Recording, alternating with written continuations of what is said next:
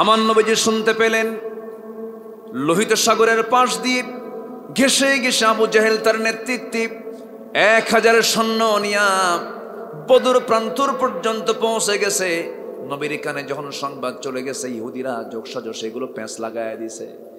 আমার নবীজির শিশু ইসলাম মদিনায় কেবল তিনি হিজরত করে মদিনায় তিনি পাড়ি জমিয়েছেন।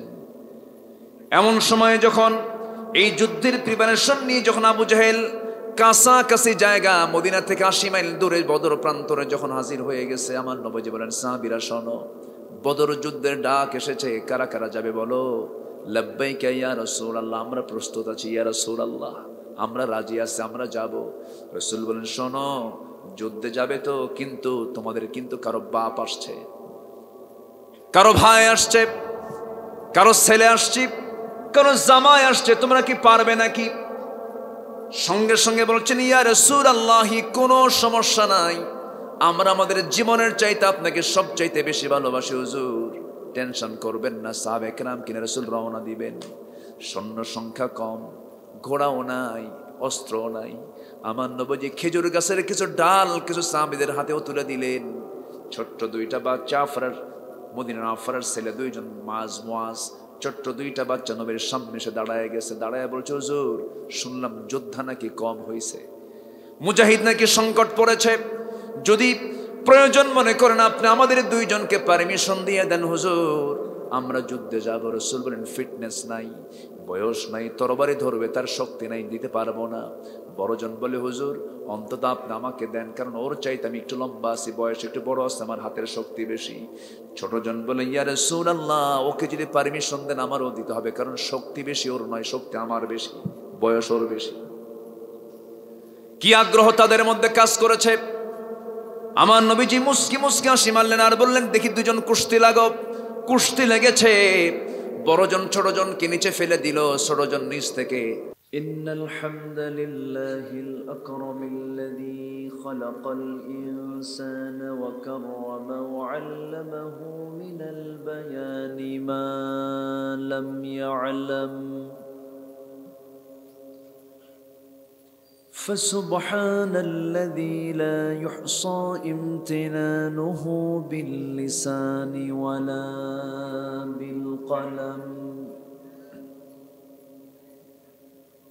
نشهد أن لا إله إلا الله وحده لا شريك له ونشهد أن سيدنا وحبيبنا ومولانا محمدا عبده ورسوله الذي أرسله بالحق بشيرا ونذيرا وداعيا إلى الله بإذنه وسراجا وقمرا منيرا فقد قال الله تعالى في كلامه المجيد وفرقانه الحميد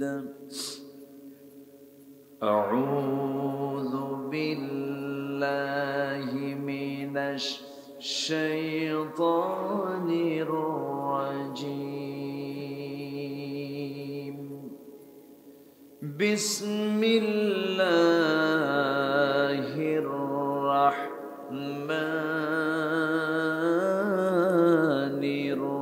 الرحيم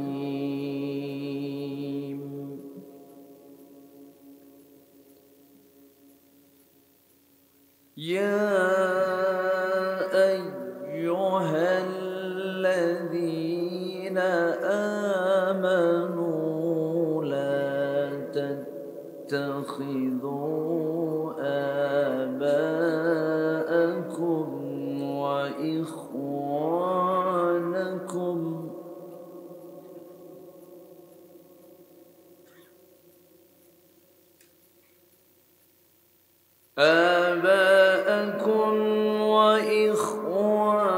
وإخوانكم أولياء إن استحبوا الكفر على الإيمان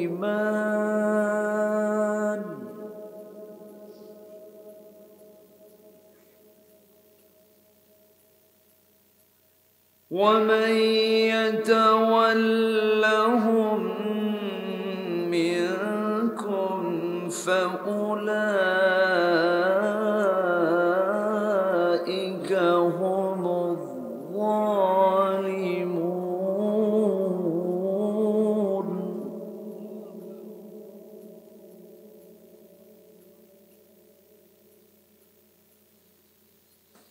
قل إن كان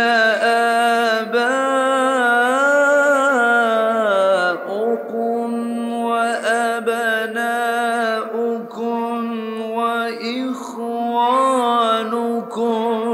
وأزواجكم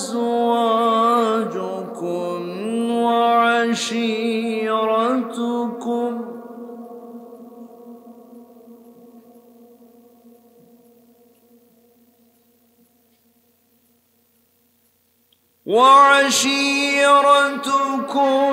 وأموال اقترفتموها وتجارة تخشون كسادها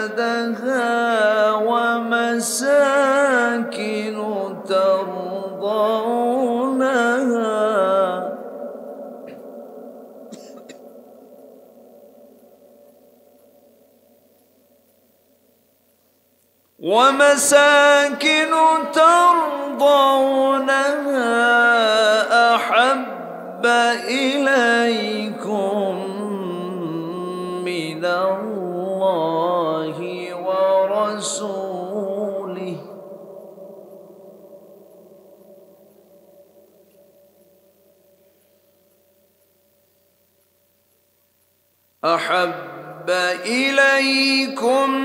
من الله ورسوله وجهاد في سبيله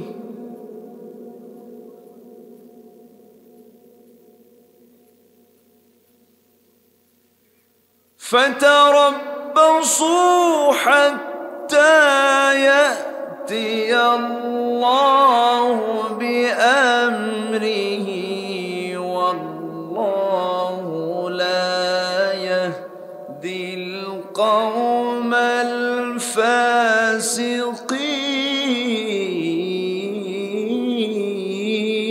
الفاسقين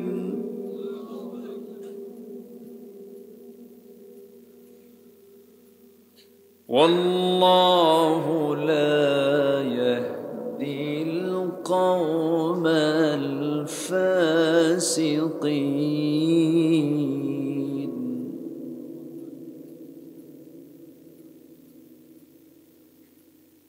الله أكبر بسم الله الرحمن الرحيم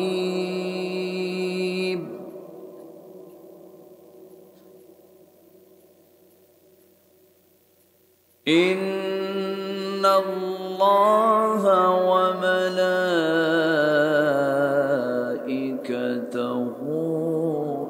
يصلون على النبي يا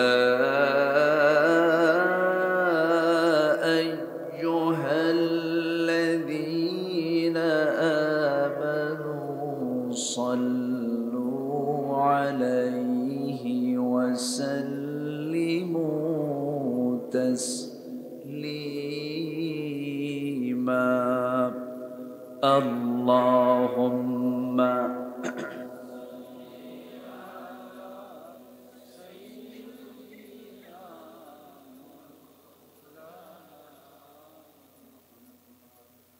وعلى آل سيدنا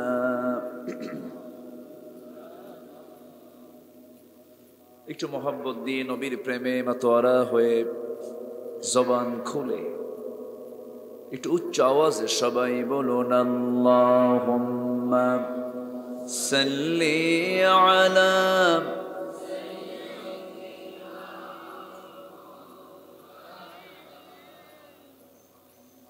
ওয়া আলা আলি সাইয়্যিদিনা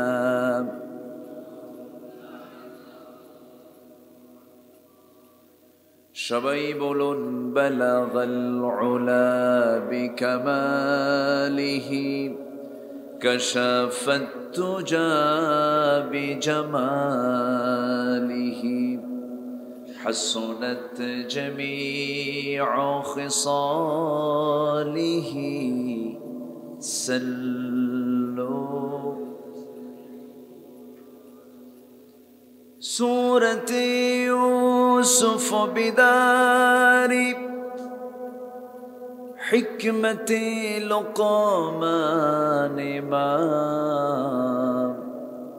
قارئ قرآن باري يهدي لساد من ما بلغ العلا بكماله كشف التجى بجماله حسنت جميع خصاله سلوا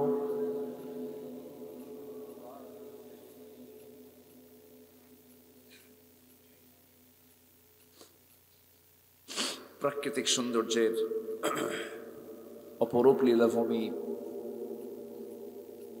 বৃহত্তর সিলেট অঞ্চলের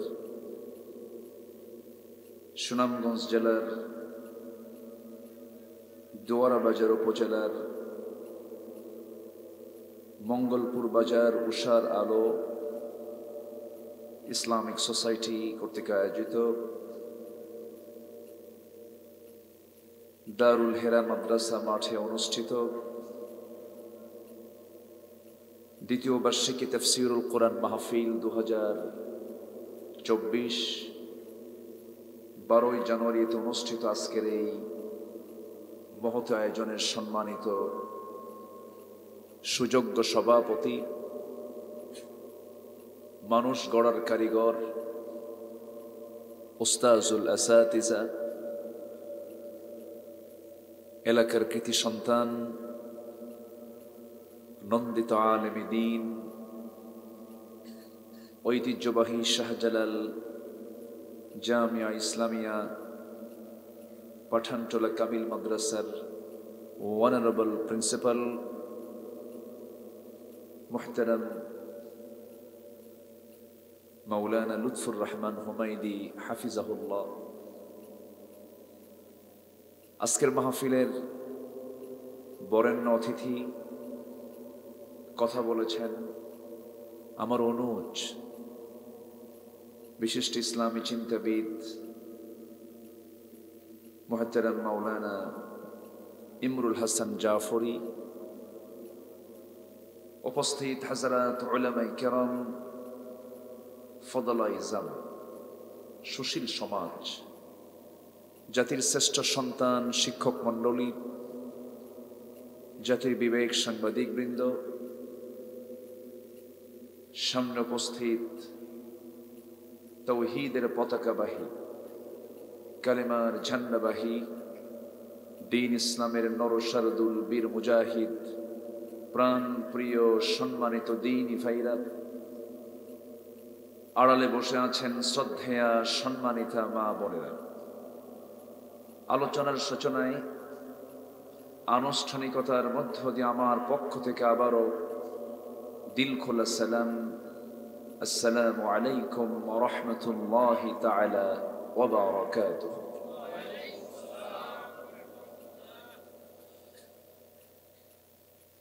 কেমন আছেন সবাই?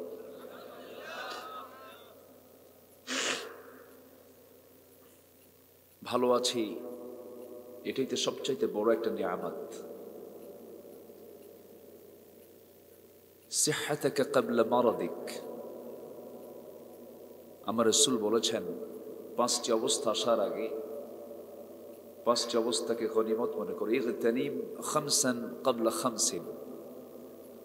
এর মধ্যে অন্যতম হলো অসুস্থ হওয়ার পূর্বে সুস্থতাকে নিয়ামত মনে করো। বলেছেন মুহাম্মদ সাল্লাল্লাহু আলাইহি ওয়াসাল্লাম, যিনি আমাকে আপনাকে সুস্থতার মতো এত বড় একটি নিয়ামতকে সাথে নিয়ে পৌষ মাসের হাড় কাঁপানো শীত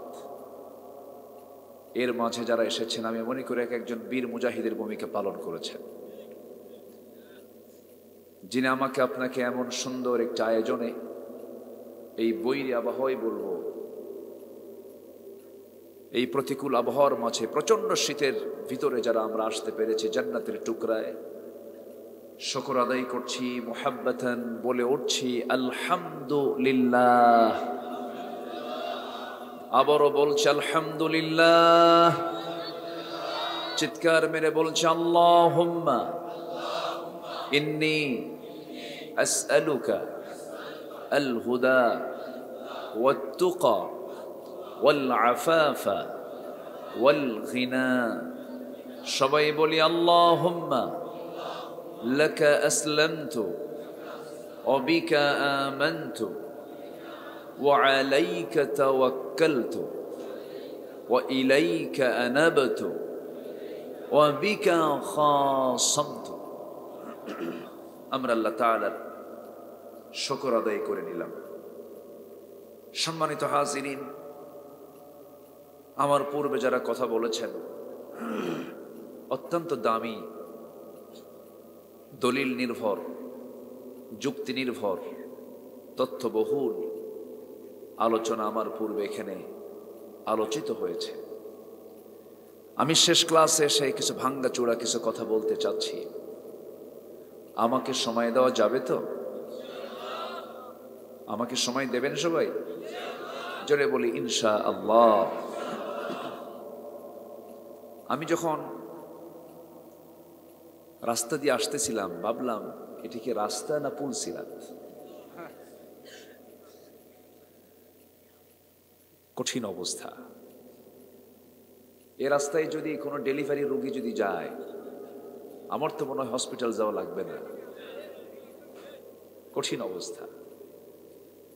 কিন্তু আপনাদের এই চাঁদ মাখা মুখ দেখে আমি সব ভুলে গেছি। আলহামদুলিল্লাহ। সম্মানিত হাজিরিন, একটু আলাদা সাউন্ড হচ্ছে কিন্তু। সম্মানিত হাজিরিন, আমরা যে কিতাবের আলোচনা শুনতে এসেছি,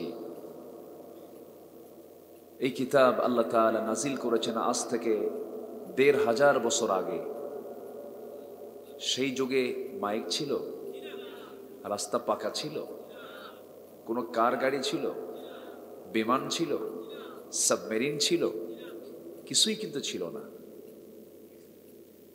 সেই ১৫০০ বছর আগে নাজিল হওয়া কিতাব তথ্য প্রযুক্তির চরম উৎকর্ষ সাধনের এই যুগেও কোরআনে কারীম তার নিজস্ব স্বকীয়তা বজায় রেখে চলছে। কারণ কোরআন তো কারো না, কোরআন কার? আসতে বলবেন না, কার? এটা আশ্চর্য কিতাব। যে গবেষক যে গবেষণায় নিতে চায় তাই পাওয়া যায়। সাহিত্যিক সাহিত্য নেবে পাবে, সায়েন্টিস্ট সায়েন্স নেবে পাবে, ইঞ্জিনিয়ার ইঞ্জিনিয়ারিং নেবে পাবে, একজন লয়ার ল নেবে পাবে, একজন রাষ্ট্রপতি রাষ্ট্রের বিধান নেবে পাবে, একজন সমাজবিজ্ঞানী সমাজবিজ্ঞান নেবে পাবে। জ্ঞান বিজ্ঞানের এমন কোন দিক নাই যা কোরআনে বাদ পড়েছে।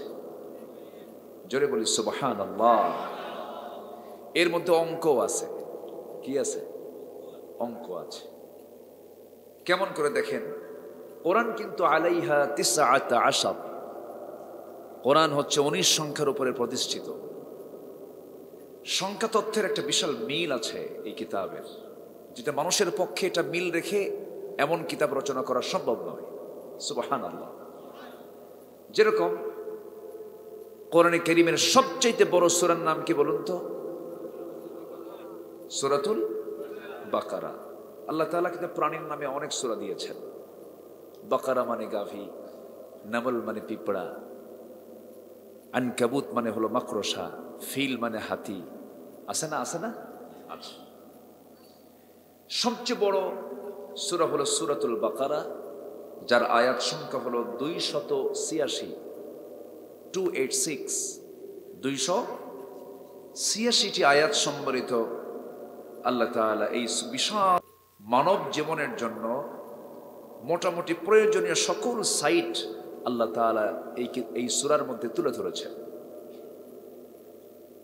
286-র অর্ধেক কত বলেন তো? 286-র অর্ধেক কত? কি আপনি কি বিরক্ত হচ্ছেন না তো? হুজুর শুনতে আসলাম ওয়াজ, শিখানো অঙ্ক, এটা আবার কেমন কথা?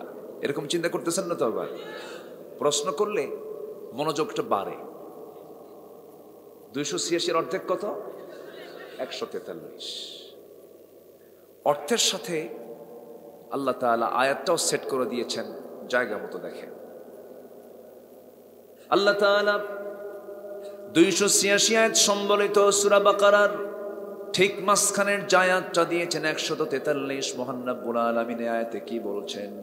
ওয়াকাযালিকা জাআলনাকুম উম্মাতান ওয়াসাতান লিতাকুনু শুহাদাআ আলান নাস ওয়া ইয়াকুনার রাসূলু আলাইকুম শাহীদা। জোরে বলুন আল্লাহু আকবার।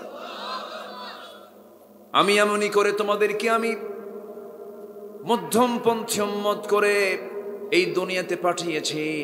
দেখুন আয়াতের অর্থের দিকে তাকায় দেখেন, আবার সেটিংটা দেখেন। আল্লাহ তাআলা সূরাটার ঠিক মাঝখানে দিয়েছেন আয়াতের অর্থ মাঝখানের এবং সেটিংটাও মাঝখানের। জোরে বলে সুবহানাল্লাহ। এই কিতাবের আশ্চর্যতা কখনো ফুরাবে না। সংখ্যা তথ্যের এক অপূর্ব সমন্বয়ে ঘটিয়ে মানুষের পক্ষে কোরআন কখনো রচনা করা সম্ভব নয়। আল্লাহ রাব্বুল আলামিন চ্যালেঞ্জ দিয়ে কোরআনটা নাজিল করে দিয়েছেন 1500 বছর আগে। সারা জীবন কিয়ামত পর্যন্ত সকল বিজ্ঞান কোরআনের কাছে ভিক্ষুকের মতো দাঁড়িয়ে থাকবে, তাকিয়ে থাকবে। বিজ্ঞান দিয়ে কোরআন যাচাই হবে না, বরঞ্চ কোরআন দিয়েই বিজ্ঞান যাচাই হবে। কারণ বিজ্ঞানের চিন্তা পরিবর্তনশীল, কিন্তু কোরআন কখনো পরিবর্তন হতে পারে।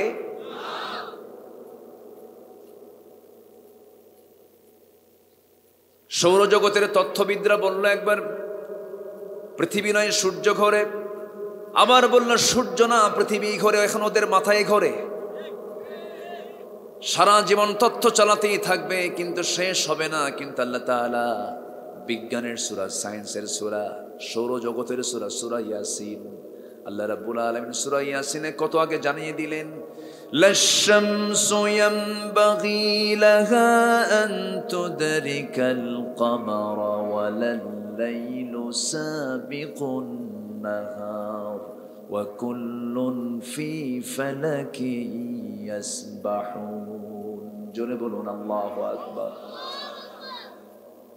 প্রত্যেক সৃষ্টি তার নিজ নিজ কক্ষপথে পরিভ্রমণ করছে। কত আগে আল্লাহ রাব্বুল আলামিন তথ্য জানায় দিলেন। আমার বন্ধুগণ, এই বিশাল পৃথিবী কে সৃষ্টি করেছেন বলেন? আল্লাহ তাআলা দেখছেন উপর থেকে। আমার আল্লাহ তাআলা আরশ আজিম আছে না নাই? কোথায়? 7 আকাশের উপরে। আরশ আজিমটা কত দূর? এই পৃথিবীর কোনো মানুষ এটা হিসাব করে বের করতে পারবে না, পারা সম্ভব নয়। আমি যেখানে বসে আছি সুনামগঞ্জের দোয়ারা বাজার উপজেলার কি মঙ্গলপুর বাজারের এই ময়দানে বসে আছি আমরা। এখান থেকে ঠিক আকাশের দিকে যদি তাকাই, হয়তো কিছু তারকা দেখতে পাবো। চাঁদের রাত হলে চাঁদ দেখতে পাবো। মানুষ চাঁদের দেশে গেছি, মঙ্গল গ্রহে মানুষ গেছে, কিন্তু মানুষ যদি চিন্তা করে চাঁদও দেখলাম, মঙ্গল গ্রহ দেখলাম, একটু তারকা দেখব। এই তারকার দেশে যেতে এই পৃথিবীর কোনো যানবাহন দিয়ে, কোনো কিছু যানবাহন দিয়ে যাওয়া সম্ভব নয়। এই তারকাগুলো এত বড়। এই পৃথিবী থেকে সূর্য হলো বিজ্ঞানীদের ধারণা কম বেশি হতে পারে 13 লক্ষ গুণ বড়। সেই সূর্যের চাইতে তারকা কিছু আছে, আড্রা নামে কিছু তারকা আছে, বেটেল জুইস তারকা আছে, সুপারনোভা আড্ডা তারকা আছে। এই সমস্ত তারকাগুলো সূর্যের চাইতে 33 কোটি গুণ বড় একটা তারকা। সেই তারকার দেশে যদি কেউ যেতে চায়, দেখতে যদিও মিটিমিটি জোনাকির মতো দেখা যায়, যদি কেউ যেতে চায়, এই পৃথিবীতে কি কোনো যানবাহনে চড়ে গেলে হবে না। তবে নভোযান একটা আছে লেটেস্ট, অ্যাপোলো 11। অ্যাপোলো 11-এ চড়ে যদি কেউ যেতে চায়, চেষ্টা হয়তো করতে পারে, যার ঘন্টার গতি হলো 39,000 কিলোমিটার। 39,000 কিলোমিটারে বেগে যদি রওনা দিয়ে দেয়, পৃথিবীর সবচেয়ে নিকটবর্তী তারকার দেশ প্রক্সিমা সেন্ট্রাই, সবচেয়ে কাছের যে তারকা, সেই তারকার দেশে যেতে তার সময় লেগে যাবে 1,15,000 বছর মাত্র। যাবেন কারা কারা? হাত তোলেন। সম্ভব? কেমনে যাবেন? সে আল্লাহ তাআলা কত বড়। মহাশূন্য পড়ে আছে, মহাকাশ পড়ে আছে, 7 সামাওয়াত, 7 আকাশের উপরে হচ্ছে আরশে আজিম। আল্লাহ বলছেন, বান্দারে আমি তোকে এত ভালোবাসি বান্দা, 12টা বাজার সঙ্গে সঙ্গে আমি তোর সঙ্গে সাক্ষাৎ করার জন্য প্রথম আসমানে আসি। ফিস সামাইদ দুনিয়া আলা মিন মুস্তাগফিরিন ফাগফির লাহ। কি আছো? আমার কাছে মাফ চাইবা, আমাকে আমি তোমাকে মাফ করে দেব। আল্লাহ বলেন, বান্দারে তুই আমার দিকে 1 হাত আগাবি, আমি তোর দিকে 10 হাত আগাবো। আমরা আছি প্রথম আকাশের নিচে, আমার আল্লাহ তাআলা 7 আকাশের উপর থেকে প্রথম আকাশে তিনি আমাকে মাফ করার জন্য প্রত্যেক রাত্রে আসেন। জোরে বলি সুবহানাল্লাহ। আমার বন্ধুগণ, সেই আল্লাহকে ভালোবাসতে হবে।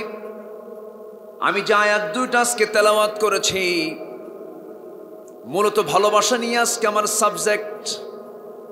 আমরা ভালোবাসি কাকে, ভালোবাসা কাকে দরকার, এই বিষয়টা আজকে আমাদের সামনে স্পষ্ট নয়। ভালোবাসাটাও হতে হবে কার জন্য? আসতে বলবেন না, কার জন্য? শত্রুতাও হতে হবে কার জন্য? কিন্তু সে আজকে ভালোবাসা চলে গেছে বটতলা গাছতলা। দেখেন, সামনে ফেব্রুয়ারির 14 তারিখ আসতেছে বিশ্ব।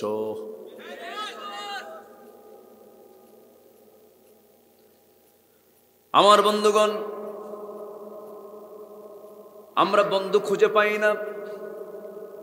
যে বান্দা আল্লাহকে বন্ধু হিসেবে খুঁজে পায় না, তার জীবনে কোনো বন্ধু জুটবে না। বান্দার জীবনের একমাত্র বন্ধু কে বলেন?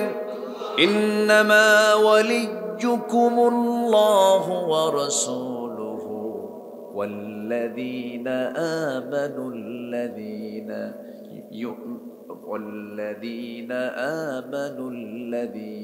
ইউকিমুনাস সালাহ ওয়া ইউতুনাস যাকাতা ওয়া হুম রাকিউন। জোরে বলুন আল্লাহু আকবার।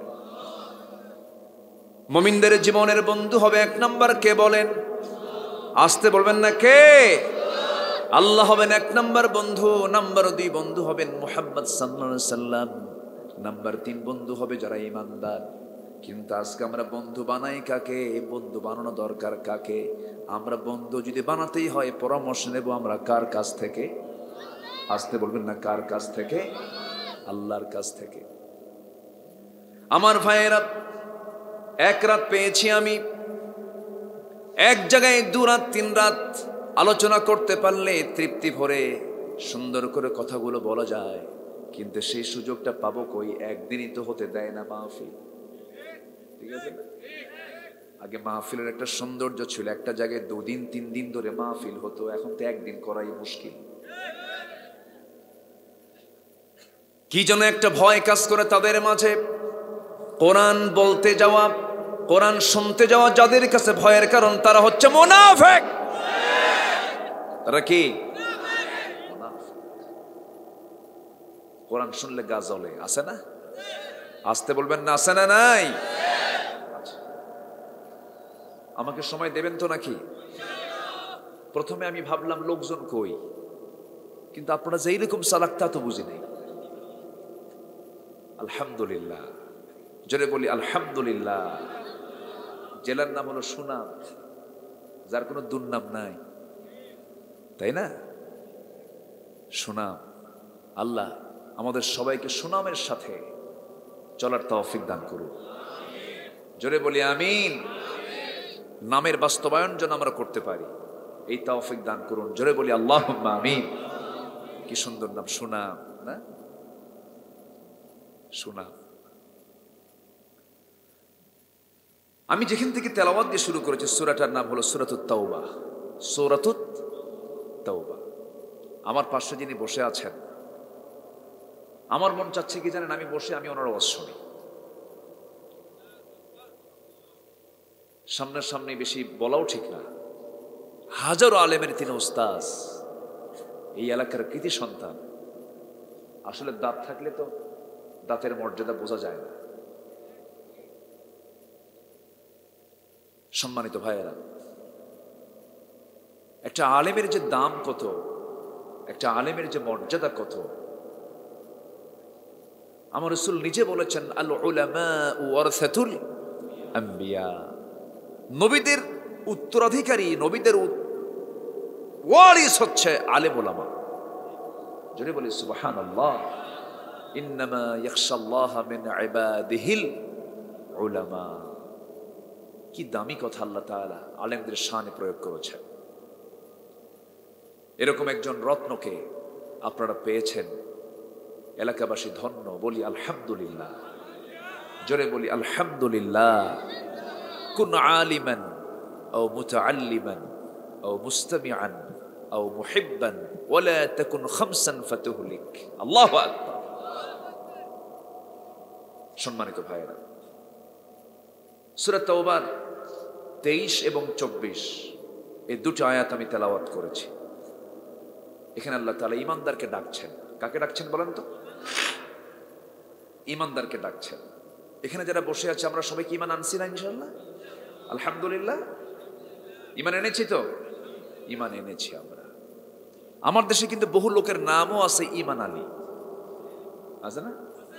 নামই হলো কি? ঈমান আলী। কিন্তু ফজর পড়ে না, নামাজের ধারে ধারে না, খালি মাজারে গিয়ে চিত হয়ে পড়ে থাকে, আছে না? আছে না? আছে না? নাম হলো রমজান আলী। রমজান মাস আসলে দুপুরে ভাত খায়। নাম হলো রমজান আলী, নাম হলো ঈমান আলী, নাম হলো হিম্মত আলী। সাইকেলের চাকা বাস হলে চিত হয়ে পড়ে। নাম হলো আতর আলী, গোটা গায়ে গাজার গন্ধ, নাম রাখছে আতর আলী। নাম হলো খোকা মিয়া, বয়স 90 বছর। নাম হলো বাদশা মিয়া, ভিক্ষা করে খায়। নাম দিয়ে তো কোনো কাম হবে না। ঈমানের নাম রাখলে ঈমানদার হওয়া যায় না। ঈমানদার হতে হলে কিছু কন্ডিশন থাকতে হবে, কিছু গুণ থাকতে হবে। সেই বিশ্বাস তার 16 আনা তার মধ্যে থাকতে হবে, বিশ্বাসের জ্ঞানও তার মধ্যে থাকতে হবে। কোনো মূর্খ মানুষ কখনো জান্নাত পাবে না। মূর্খের জন্য জান্নাত নাই, কারণ মূর্খ তো শিরকের দিকে চলে যাবে, মূর্খ কুফরের দিকে চলে যাবে। রাগ করতেছেন নাকি আপনারা? হুজুর কি বিপদে পড়লাম মাহফিল আয়েশা। কথাটা মনে শক্ত শক্ত মনে হচ্ছে। মানে শিক্ষিত হওয়ার জন্য, জ্ঞানী হওয়ার জন্য কিন্তু কামিল পাস লাগবে না, মাস্টার্সও লাগবে না, পিএইচডিও লাগবে না, দাওরে হাদিস লাগবে না। শুধু লাগবে হলো হালাল এবং হারামের ন্যূনতম জ্ঞান। এই জ্ঞান সবার জন্য ফরজ। সবার জন্য কি? শিক্ষার ডিপার্টমেন্ট এই দায়িত্ব পালন করার কথা ছিল। কোথায়? যুবকদেরকে ভালো করার জন্য যুব মন্ত্রণালয়ের দায়িত্ব ছিল। কোথায়? শিক্ষাকে তার মানে পৌঁছে দেওয়ার দায়িত্ব ছিল শিক্ষা মন্ত্রণালয়ের। কোথায়? কি চিত্র আমরা দেখতে পাচ্ছি ইউনিভার্সিটিগুলোতে। ছাত্র শিক্ষককে পিটায় না শিক্ষক ছাত্রকে পিটায়? ছাত্র শিক্ষককে পিটায়, কয় স্যার সোজা হন। ঠিক আছে না? সোজা হন। কি শিক্ষা! আজকে ইউনিভার্সিটির আবাসিক হলগুলোতে সমকামিতাকে প্রমোট করা হচ্ছে। যে সমকামিতার ইতিহাস হলো 5000 বছর আগের ইতিহাস, ঘৃণ্য ইতিহাস। কওমে লূতের সময় এটা মারাত্মক আকার ধারণ করেছিল। আল্লাহ তাআলা গজব দিয়া মাটির মধ্যে গেড়ে দিয়ে তাদেরকে দুনিয়া থেকে শেষ করে দিয়েছেন। এই হোমোসেক্স, সেম সেক্স, সমকামিতা, এটাকে বিকৃত যৌনাচারের চূড়ান্ত পর্যায়ে বলা যায়, যেটা কোন কুকুর, কোন শূকর, কোন জীবজন্তু, জানোয়ারের মধ্যে এই সমস্ত পদ্ধতি নাই। পুরুষ পুরুষের দিকে আসক্ত হয়, নারী নারীতে আসক্ত হয়। আবার এগুলোকে প্রমোট করার জন্য ইউরোপ আমেরিকার অনেক দেশে বিল আকারে, আইন আকারে এগুলোকে পাশ করা হয়। জোরে বলি নাউজুবিল্লাহ, জোরে বলি নাউজুবিল্লাহ। এই সমকামিতা, ট্রান্সজেন্ডার, তার লিঙ্গ পরিবর্তন করছে। এই সমস্ত বিষয়কে প্রমোট করার জন্য আমার দেশেও কিছু ধ্বজভঙ্গ নামছে, কিছু বিকৃত চিন্তার কিছু মানুষ এগুলোর পেছনে লেগেছে। যুবকরা অসুস্থ হয়ে পড়বে, তুমি জীবন ধ্বংস হয়ে যাবে। অথচ ব্রিটেনের একজন প্রধানমন্ত্রী, ভারতীয় বংশোদ্ভূত, বেচারি অন্য ধর্মের মানুষ, সেই বেচারিটাও সে তার অবস্থান থেকে উনি বলে ফেলেছেন, a man is a man, a woman is a woman. That's just a common sense. মানে উনি বলতেছে যে একটা নারী নারী, একটা পুরুষ একটা পুরুষ, এটা একটা কমন সেন্সের বিষয়। তো এটা ন্যাচারাল। পুরুষ নারীর দিকে ঝুঁকে পড়বে, নারী পুরুষের দিকে ঝুঁকে পড়বে, কিন্তু পুরুষ পুরুষের দিকে ঝুঁকে পড়বে এটা কুত্তার মধ্যেও নাই। আজকে আমরা কোন দুনিয়াতে অবস্থান করছি? আমার কথাগুলো কি বিরক্ত হচ্ছেন আপনারা? সম্মানিত ভাইয়েরা,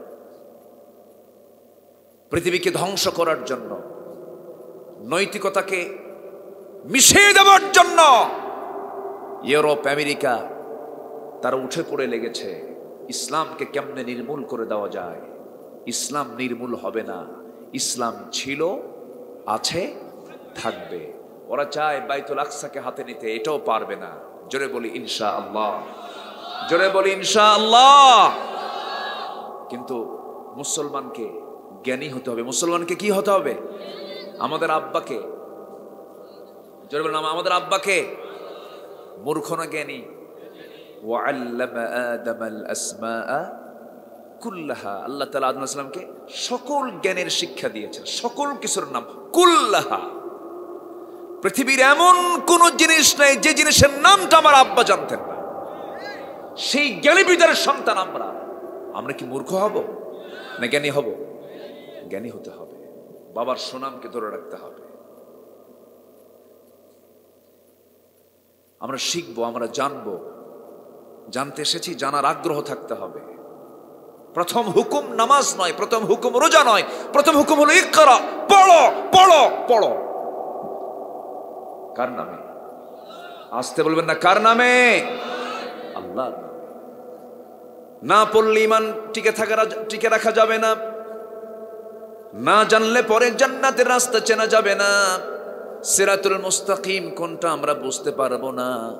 এই জন্য আমরা জানবো বেশি, শুনবো বেশি, আমল করবো বেশি। জানবো, শুনবো, মানবো। জানার নাম ঈমান নয়, মানার নাম ঈমান। কথাটা ভুয়া কথা। জানার নামও ঈমান, মানার নামও ঈমান। জানতে হবে, মানতেও হবে। আমরা মানবো, জোরে বলি ইনশাআল্লাহ। আমরা জানবো, জোরে বলি ইনশাআল্লাহ। শিক্ষিত আর মূর্খ কখনো সমান হতে পারে না। একটা এক্সাম্পল দিলেই আমি প্রায় এই কথাটা বলি। এক শিক্ষিত আর মূর্খ পরস্পর পাশাপাশি বসে আছে, তাদের ইশারায় বাহাস শুরু হয়ে গেছে। তো শিক্ষিত লোকটা মূর্খের সামনে একটা নখ উঁচা করেছেন, মূর্খ সঙ্গে সঙ্গে 2 নখ উঁচা করছে। শিক্ষিত লোকটা হাতের 5টা আঙ্গুল উঁচু করেছেন, মূর্খ লোকটা সঙ্গে সঙ্গে একটা মুষ্টি পাকায়া শিক্ষিতের নাকের ডগায় নিয়ে গেছে। শিক্ষিত লোকটা তার ব্যাগ থেকে একটা ডিম বের করে সামনে রাখছে, মূর্খ লোকটা তার ব্যাগ থেকে একটা পেঁয়াজ বের করে সামনে রাখছে।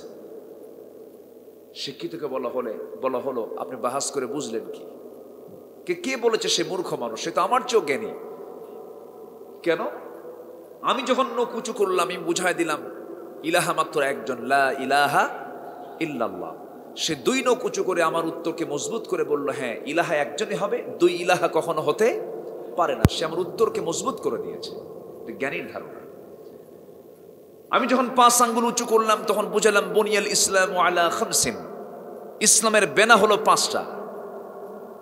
কিন্তু 5টার বেশি যদি কেউ 6টা বলে, 7টা বলে, এটা ভুল হবে। এই জন্য সে মুষ্টি পাকে আমার নাকের ডগা নিয়ে এসে বুঝাই দিল 5টার বেশি 6টা করলেই কিন্তু নাক সোজা করে দেবে। সে আমার উত্তরকে মজবুত করে দিস। যখন আমি তার সামনে একটা ডিম বের করে বুঝালাম পৃথিবী ডিমের মতো গোলাকার, সে তার ব্যাগ থেকে একটা পেঁয়াজ বের করে বুঝাই দিল পৃথিবী শুধু ডিমের মতো গোলাকার নয়, আল্লাহ তাআলা পেঁয়াজের মতো 7টা স্তরে স্তর আসমান জমিন বানাইছে। এটা হলো জ্ঞানীর চিন্তা। মূর্খরে বলা হলো তুই কি বুঝলি কহ? মূর্খ বলে বুঝলাম এটাই। সে যখন 1 নখ উঁচা করছে, ভাবছে সে আমার 1 চোখ কানা করবে, এই জন্য 2 নখ উঠাইছি। যখন সে আমার দিকে 5টা আঙ্গুল দেখালো, ভাবলাম সে আমাকে থাপ্পড় মারবে, আমি ওরে ঘুষি মারি সে সাইজ করবো। যখন সে আমার সামনে একটা ডিম রাখলো, ভাবলাম সে আমাকে অপমান করছে, এটা অপমান বোধ হলো আমার। তখন আমি একটা পেঁয়াজ বের করে বুঝাই দিলাম, তোর ওই ডিমটারে আমার এই পেঁয়াজ দিয়ে ভেজে বুঝে খেয়ে শেষ করে ফেলি। তাহলে এখন বলেন, জ্ঞানীর চিন্তা আর মূর্খের চিন্তা কি কখনো এক হতে পারে? এক হতে পারে? এই জন্য বললাম আমরা শিখবো, জোরে বলি ইনশাআল্লাহ। পরিকল্পিতভাবে এই জাতিকে কোরআনের প্রকৃত শিক্ষা থেকে বঞ্চিত করা হচ্ছে মুসলমান। বিসিএস ক্যাডার ওযুর ফরজ কয়টা জানে না, বিসিএস ক্যাডার কোরআন সহি করে পড়তে জানে না। যদি কন্ডিশন করে দেওয়া হতো প্রত্যেক বিসিএস পরীক্ষার ভাইবা বোর্ডে যারা মুসলমান, তাদেরকে 1 পৃষ্ঠা করে কোরআন সহি করে তেলাওয়াত শোনাতে হবে, সব তেলাওয়াত ঠিক হয়ে যেত, ঠিক কিনা? তা তো নাই। এই জন্য আমার বন্ধুগণ, প্রথম যে আহ্বানটা থাকবে, যে কিতাবের আলোচনা শুনতে এসেছেন, এই কিতাবটা শুধু আলেমদের জন্য নয়, হুদাল লিন্নাস, সবার জন্য এটা হেদায়াত, সবার জন্য জানার দরকার আছে না নাই? অনেক বুড়ো চাচা আছে, যদি বলি চাচা কোরআনটা পড়েন, বাবা মুখে আসে না, পড়তে পারি না। যদি বলি চাচা ওই শতকের দোয়ারা বাজারের পৌরসভার সামনে আপনার যে 4 কাঠা জায়গা আছে, খুব দামি জায়গা, সেই জায়গার দাগ নাম্বার কত? 93। টনটনা মুখস্থ, দেখাও লাগে না, একদম মুখে লেগে থাকে। জমির দাগ নাম্বার জানা থাকলো, পুকুরের খতিয়ান নাম্বার জানা থাকলো, সিএসআর এর সব টনটনা মুখস্থ থাকলো, কিন্তু আল্লাহ রাব্বুল আলামিন যে জান্নাত আমার আপনার জন্য রেখে দিয়েছেন, সেই জান্নাতের দাগ নাম্বার আছে না নাই? আসতে বলবেন না, আছে না নাই? কোথায় আছে? তো বাবা যেটা পড়বেন কখন? এটা পড়তে হবে। আমার ভাইয়েরা, জান্নাতের দাগ নাম্বার যেমন 1 নাম্বার জান্নাত আল্লাহ তাআলা কোথায় রেখে দিয়েছেন, কোন আমলে রেখে দিয়েছেন? সবাই বলেন, ইন্নাল্লাযীনা আমানু ওয়া আমিলুস সালিহাতি কানাত লাহুম জান্নাতুল ফিরদাউসি নুজুলা খালিদিনা ফিহা লা ইয়াবগুনা আনহা হিওয়ালা। জোরে বলুন আল্লাহু আকবার। সূরাতুল কাহফের শেষ দিকে আল্লাহ রাব্বুল আলামিন বলেন, ঈমান যারা আনবে, নেক আমল যারা করবে, আমি আল্লাহ তাদের জন্য 1 নাম্বার জান্নাত, জান্নাতুল ফেরদাউস বরাদ্দ করে রেখে দিয়েছি। জোরে বলে সুবহানাল্লাহ। সবাই কি জান্নাত পেতে রাজি আছি? তো সবাই কি জান্নাত পেতে চাই? জান্নাত দিবেন কে? 1 নাম্বার মুহাব্বত হবে কার সাথে? আসতে বলবেন না, কার সাথে? আল্লাহর সঙ্গে মহাব্বত হতে হবে। আল্লাহ রাব্বুল আলামিন ঈমানদারকে ডাক দিয়ে বলছেন, শোনো, তোমাদের ছেলে, তোমাদের সন্তান, তোমাদের মা, তোমাদের বাবা, তোমাদের ভাই, তোমাদের আত্মীয় স্বজন যে আছে, গোত্র আছে, এই বিষয়ে আমি তোমাদেরকে জানাই দিচ্ছি। আল্লাহ রাব্বুল আলামিন বলছেন, ইয়া আইয়ুহাল্লাযীনা আমানু লা তাত্তাখিযু আবাআকুম ওয়া ইখওয়ানাকুম أولياء إن استحبوا الكفر على الإيمان ومن يتولهم منكم فأولئك هم الظالمون জোরে বলুন আল্লাহু আকবার। আয়াত নাম্বার 23 এবং 24 এই দুটো আয়াতকে সামনে রেখে কিছু কথা বলতে চাচ্ছি। আল্লাহ রাব্বুল আলামিন ঈমানদারকে ডাক দিয়ে বলছেন, শোনো, তোমরা তোমাদের বাবা, তোমাদের ভাইদেরকে বন্ধু হিসেবে গ্রহণ করো না সেই সময়, যে সময় তাদেরকে দেখবে ঈমানের উপরে তারা কুফরকে প্রাধান্য দিয়ে ফেলেছে, ঈমানকে তারা বাদ দিয়ে কুফরকে মহব্বত করে ফেলে দিয়েছে, কুফরকে তারা প্রাধান্য দিয়েছে। এই সমস্ত বাপ, এই সমস্ত ভাইদেরকে তোমরা বন্ধু বানাবে না। কার কথা? আসতে বলবেন না, কার কথা? কিন্তু দুঃখজনক হলেও সত্য, আমার দেশে এমন পরিবারও আছে, এক বাবার 4টা সন্তান, 4 দল করে, কিন্তু মিল ঠিকই আছে। যে দল ক্ষমতায়, যে দল ক্ষমতায়, সেই দলটা যে ভাই করে, বাকি 3 ভাই তার কাছে এসে বলে, ভাই শোনো, 5 বছর তুমি চালাও। আছে না এরকম? মানে আমার দেশে নাই? আছে না? নাই? কি সিস্টেম দেখেন, 5 বছর তুমি দেখো, আমরা যখন ক্ষমতায় আসবো আমরা আবার তোমাকে দেখবো 5 বছর। এই চরিত্র ঈমানদারের চরিত্র নয়, এই চরিত্র হচ্ছে মুনাফিকদের চরিত্র। আছে না এরকম? আছে না?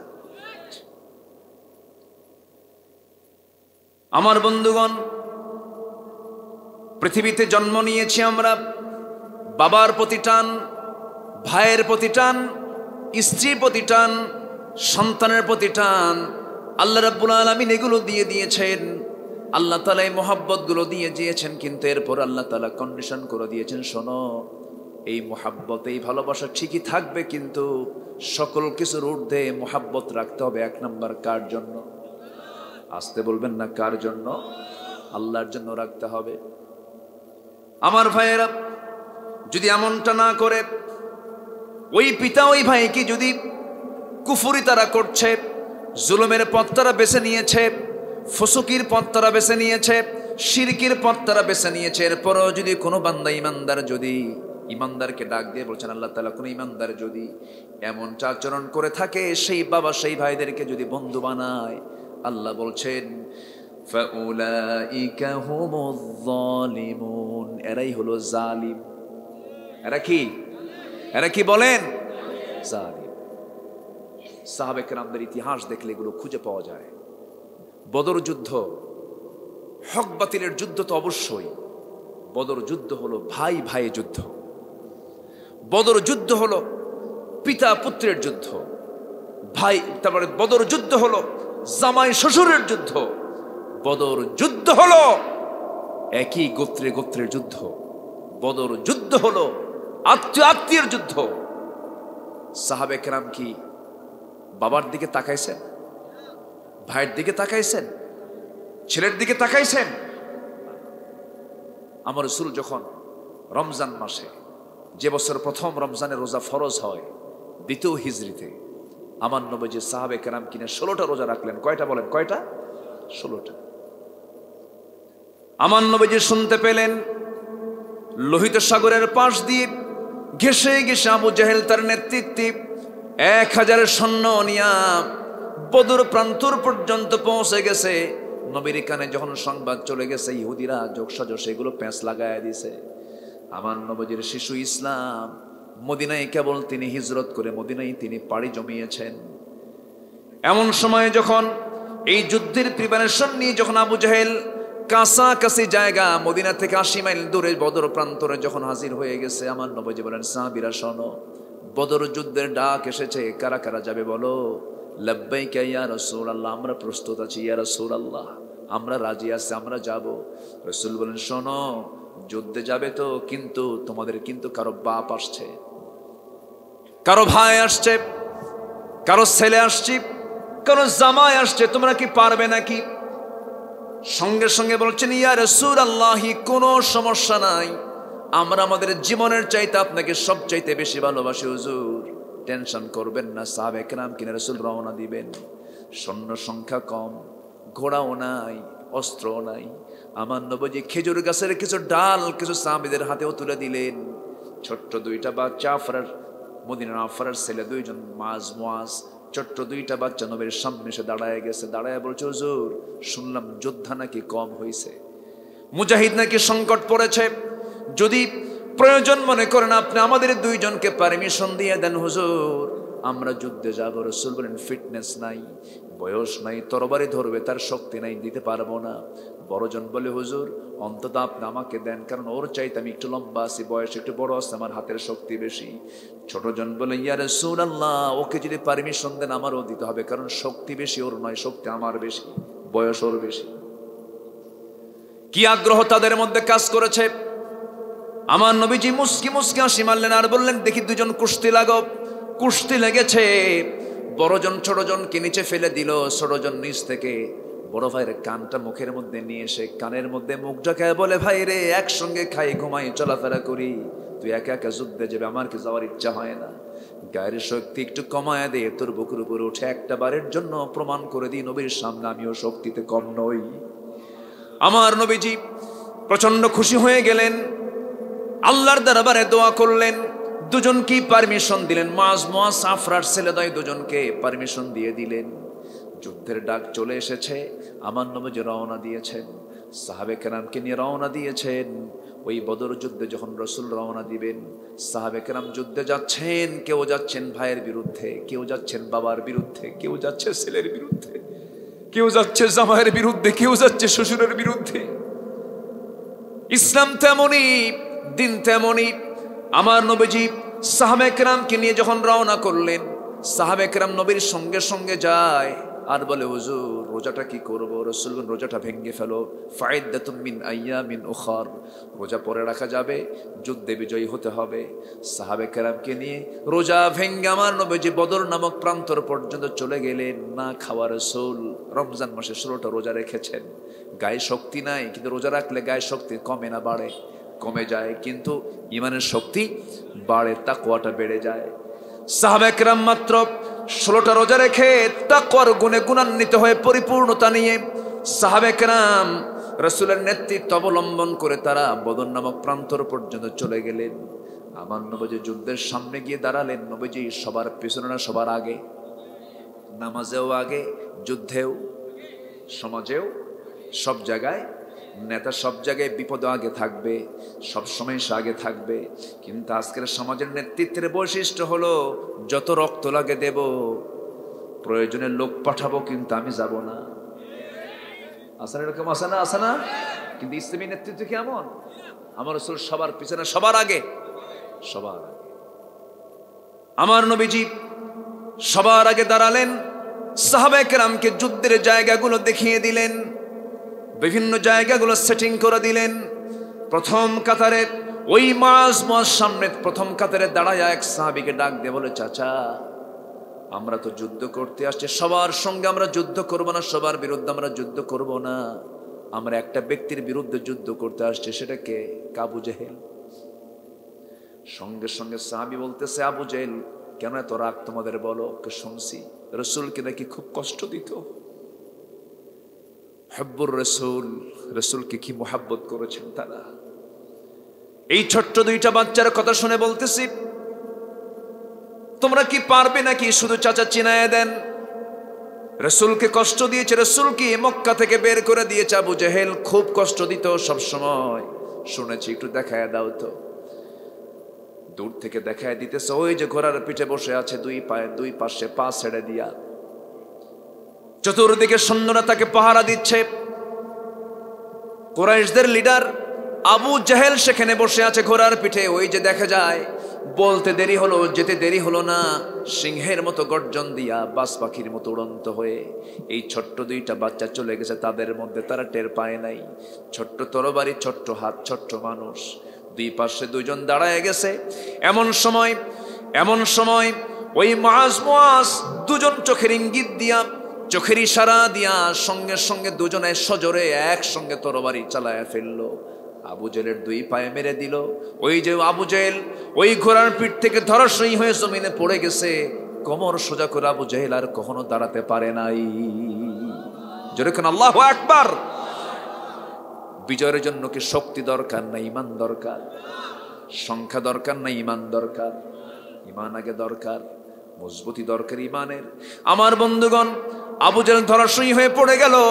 কাফের মুশরিকরা বড় ভাইকে পাকড়াও করে ফেললো, মুআজকে চতুর্দিক থেকে ঘিরে ফেললো। পিছন থেকে একজন তার ডান হাতে মেরে দিল। তরবারি যে হাতে থাকে, ডান হাতে একটা আঘাত করার সঙ্গে সঙ্গে হাতটা চামড়ার সঙ্গে ঝুলতে লাগলো।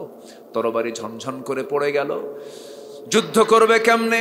হাত তো কেটে গেছি, চামড়ার সঙ্গে ঝুলতেছে, স্পিড কমে নাই।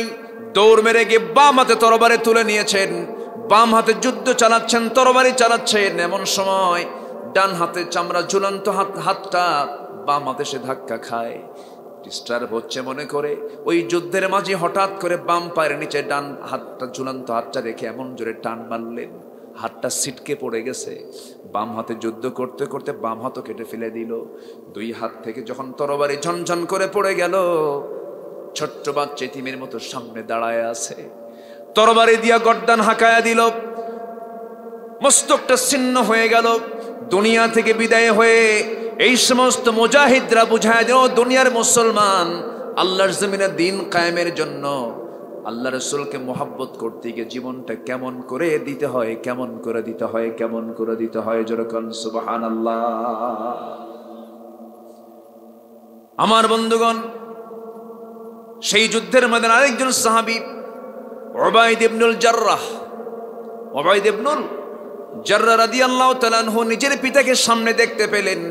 বাপকে দেখে ভাবলেন, বাপকে মারবো কেমনে, বাবার কোলে মানুষ হয়েছি। একটু দয়া কাজ করলো, সঙ্গে সঙ্গে তরবারিটা কোষবদ্ধ করে ফিরে আসতেছেন। পরক্ষণে মনে করলেন, আমার বাপ তো হতে পারে, কিন্তু সে তো আমার নবীর দুশমন, ইসলামের দুশমন, কোরআনের দুশমন, আমি তাকে কেমনে হাতছাড়া করবো, কিয়ামতের দিন জবাব দেবো কেমনে, এই চিন্তা মাথায় নিয়া তরবারিটা আবার কোষমুক্ত করে ইউটার্ন করে ঘুরে গিয়ে বাপকে বাপ না মনে করে, শিরকের প্রতীক মনে করে আল্লাহু আকবার বলে বাবার গর্দান বরাবর তরবারি হাঁকায়া দিলেন। মস্তকটা ছিটকে পড়ে গেল, বাপ দুনিয়া থেকে বিদায় হয়ে গেল। বদর যুদ্ধে 14 জন সাহাবের শাহাদাত বরণ হলো, 70 জন কাফের দুনিয়া থেকে বিদায় নিল। আমার নবীর পক্ষে বিজয় চলে এলো, সবার মুখে হাসি। ওয়ালাকাদ নাসারাকুমুল্লাহু বিবদরিন ওয়া আনতুম আদিল্লাহ। আল্লাহ তাআলা ওই অসহায় সাহাবায়ে কেরামকে হাজার হাজার ফেরেশতা পাঠায় দিয়ে সহযোগিতা করেছেন। যেরকম সুবহানাল্লাহ। আমার ভাইয়েরা, আমার বন্ধুগণ, সেই যুদ্ধের ময়দানে সবার মুখে হাসি, ওবায়দার মুখে হাসি না, ওবায়দা কান্দে। রাসূল বলছেন, সাহাবীরা আমার ওবায়দা কান্দে কেন, কি হয়েছে? হুজুর, ওবায়দার বাপ, ওবায়দার বাপ আজকে যুদ্ধে মারা গেছে। কে মেরেছে ওবায়দার বাপকে? হুজুর, কেউ মারে নাই, মেরেছে ওবায়দা নিজেই। রাসূল আস্তে করে হাতটা আগায় দিয়ে বলছে, ওবায়দারে আমার বুকে চলে আয়, আজকে তোর ভূমিকা প্রমাণ করছে তুই জান্নাতের মেহমান। যেরকম সুবহানাল্লাহ। আমার বন্ধুগণ, আমার ভাইরা, আমার নবীজি দেখতে পেলেন 70 জন কুরাইশকে যুদ্ধবন্দী করা হলো, পিঠ মোড়া দিয়ে বাঁধা হলো। 70 জন বন্দীকে যখন বেঁধে ফেলা হলো, সেই 70 জন বন্দীর মধ্যে আমার নবীজির বড় জামাই এবং আমার নবীজির চাচা আব্বাস রাদিয়াল্লাহু তাআলা, তখন তিনি ইসলাম কবুল করেন, তাদের দুইজনকে বাঁধা হয়েছে। আমার বন্ধুগণ, আবুল আস আমার নবীজির বড় জামাই এবং আব্বাস রাদিয়াল্লাহু আনহু আমার নবীজির চাচা, আপন চাচা, দুজনকে যখন যুদ্ধবন্দী করা হলো, সাহাবে কেরাম এসে বলছেন, ইয়া রাসূলুল্লাহি, আমরা আপনার চাচাকে বেঁধে ফেলেছি, আপনার জামাইকেও বেঁধে ফেলেছি, কিন্তু সবাইকে বাঁধছি শক্ত করে, শক্ত দড়ি দিয়া শক্ত বাঁধন দিয়ে বেঁধেছি, কিন্তু আপনার চাচা এবং আপনার জামাইকে একটু বাঁধনটা নরম করে দিছি। বুঝেন নাই? আমার রাসূল বলছেন, কেন? আপনার জামাই তো। আপনারা চাচা তো। রাসূল বললেন, না, এটা করা ঠিক হয় নাই, এটা হবে না। এটা কেন করবা তোমরা? আর কি করেছো বলো? খাবার দিয়েছি সবাইকে, খেজুর, আপনার জামাই এবং আপনার চাচাকে দিয়েছি গোশত সহ রুটি দিয়েছে। রাসূল বলেন, না, এরকম বৈষম্য চলবে না, যুদ্ধনীতি এটা এলাও করে না, সবার জন্য সমান খাবার দিয়ে দাও, সবার জন্য বাঁধনটা ঢিল করে দাও, যেমন করে আমার চাচার বাঁধনটা ঢিল করে দিয়েছ আমার নবীজি। এরপরে বললেন, সবার কাছ থেকে যুদ্ধবন্দীর সবার কাছ থেকে পণ নিয়ে নাও, টাকা দিয়ে যাবে, তারা মুক্তি নিয়ে যাবে। জনে জনে সব দিয়ে যাচ্ছে, সামনে চাচা পড়ে গেছে। রাসূল বলে, না চাচা, মুক্তিপণ দিতে হবে। কে ভাতিজা, তুই আমার থেকেও নিবি নাকি? হ্যাঁ, তোমার, আপনার চাচা আপনার কাছ থেকে নেব, তোর চাচির কাছে কিছু নাই? রাসূল বলছেন, চাচা, আমার চাচি আম্মার কাছে স্বর্ণের কিছু বার আছে, তোর এই খবরটা দিল কে? রাসূল বলছেন, এই জন্যই তো চাচা, আমি আল্লাহর পয়গম্বর, আল্লাহ তাআলা আমাকে ফেরেশতার মাধ্যম দিয়ে জানায় দেন। সুবহানাল্লাহ। সাইয়েদনা আব্বাস রাদিয়াল্লাহু আনহু বললেন, ভাতিজা, আর কতক্ষণ দেরি করি, তুই আমারে পড়ায় দে লা ইলাহা। এখন জামাই আসছে। কে? নবীজির কি হয়? জামাই, বড় জামাই। বললেন, আবুল আস দাও। আচ্ছা ঠিক আছে। মক্কায় খবর পাঠায় দিছে। সুন্দর একটা প্যাকেট চলে আসছে মুক্তিপণ হিসাবে। সে প্যাকেটটা খুলেই দেখেন একটা গলার হার। কিসের হার বলেন তো? গলার হার। গলার হারটা আমার রাসূল দেখলেন, দেখা মাত্রই নবীজির কান্না শুরু হয়ে গেল। সাহাবায়ে কেরাম বলছেন, হুজুর, গলার হারটা দেখে আপনি কাঁদেন কেন? রাসূল বলছেন, শোনো, আমি তো গলার হারের জন্য কাঁদি না, এই গলার হারের সঙ্গে আমার খাদিজার স্মৃতি জড়িত আছে।